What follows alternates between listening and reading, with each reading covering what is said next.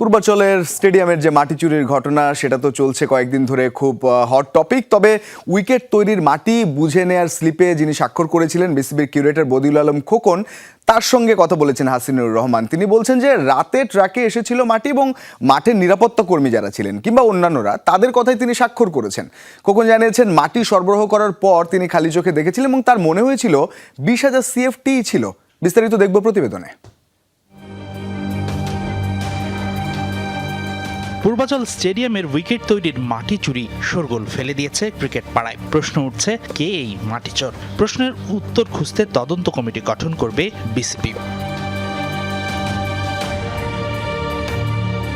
কাগজের হিসাব নিকাশ বলছে মাটি সরবরাহকারী প্রতিষ্ঠান উইন্ডস্টার রিসোর্স পুরো 20,000 CFT মাটি ডেলিভারি করেছে। মাটি বুঝে নিয়ে স্বাক্ষর করেছে পূর্বাচল স্টেডিয়ামের তৎকালীন কিউরেটর বদিউল আলম খোকন। সেই খোকনের কাছে প্রশ্ন ছিল যমুনার। মাটি যে রিসিভ করার কাগজটা আছে সেখানে প্রতিটাতে আপনার সিগনেচার দেয়া আছে, আপনার সিল সহ সিগনেচার আছে। তো আপাত দৃষ্টিতে দেখে মনে হচ্ছে যে আপনি সব মাটিগুলো বুঝে পেয়েছিলেন বা নিয়েছেন, আপনি নিয়েছেন, অন্তত কাগজপত্র দেখে সেটা মনে হচ্ছে। এই বিষয়টা যদি আপনি একটু পরিষ্কার করতেন যে আসলে কি মাটিগুলো বুঝে নেওয়া হয়েছিল? কাগজের সিগনেচার ছিল ট্রু, বিকজ আমি তখন ওই পূর্বাচলের দায়িত্বে ছিলাম। কিন্তু ঘটনা হলো মাটি তো আমরা বুঝে নেই না ওইভাবে। আপনি জানেন ঢাকা শহরে রাতে 10টার আগে ট্রাক ঢুকতে দেয় না, সব ট্রাকগুলো আসে রাত লেট নাইটে।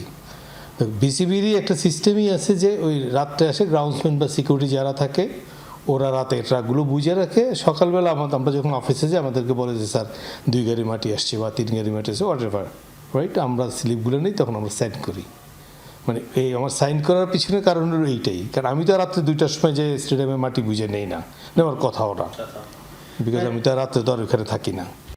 মিরপুর স্টেডিয়ামের উইকেট তৈরি হয়েছিল বদিউল আলম খোকনের হাত ধরে। প্রায় 12 বছর পর আবারও ফিরে এসেছেন মিরপুরে। খোকন বলছেন খালি চোখে তার ধারণা মাটি কম সরবরাহ করা হয়নি।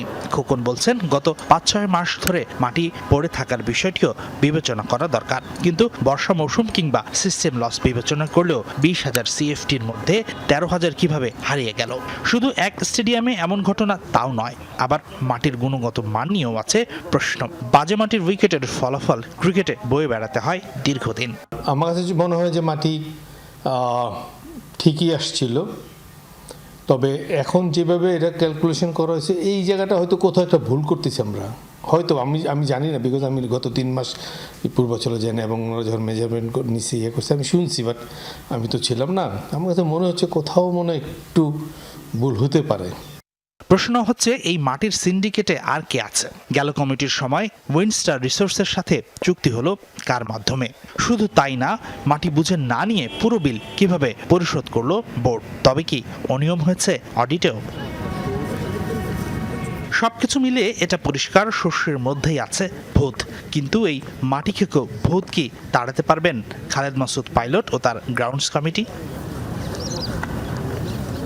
হাসিনুর রহমান, যমুনা স্পোর্টস, ঢাকা।